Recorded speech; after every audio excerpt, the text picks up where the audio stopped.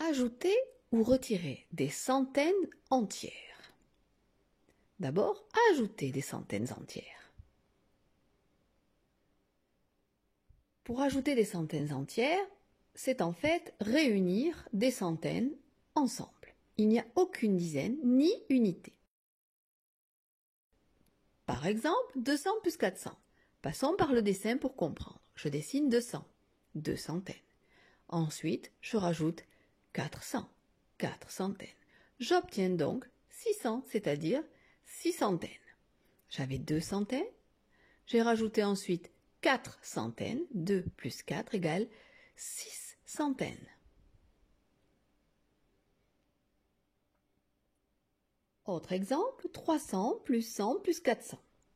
Je dessine 300, c'est-à-dire 3 centaines, puis 100, une centaine, et enfin encore 400, 4 centaines.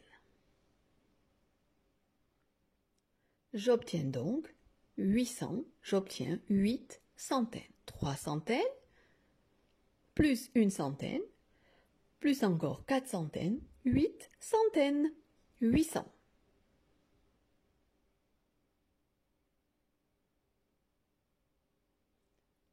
Un dernier exemple, 200 plus 100 plus 200. Je dessine 200, deux centaines, je dessine 100, une centaine, et enfin, je dessine à nouveau 200, deux centaines. 2 centaines, une centaine et 2 centaines, j'obtiens donc 500, c'est-à-dire 5 centaines. J'avais 2 centaines, plus encore une centaine, et encore 2 centaines, j'obtiens 5 centaines, 500.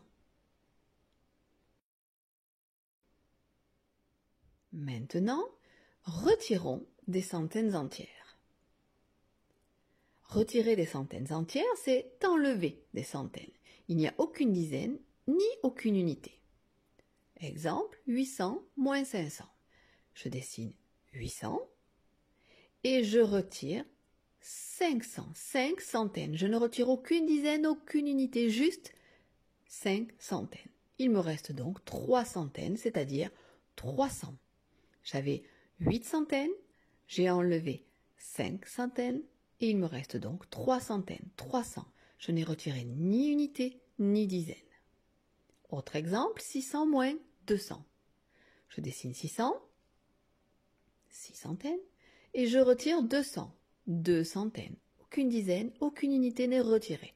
Il me reste alors 400, c'est-à-dire 4 centaines. 400. J'avais 6 centaines, j'en ai retiré 2. Il m'en reste donc 4. 400.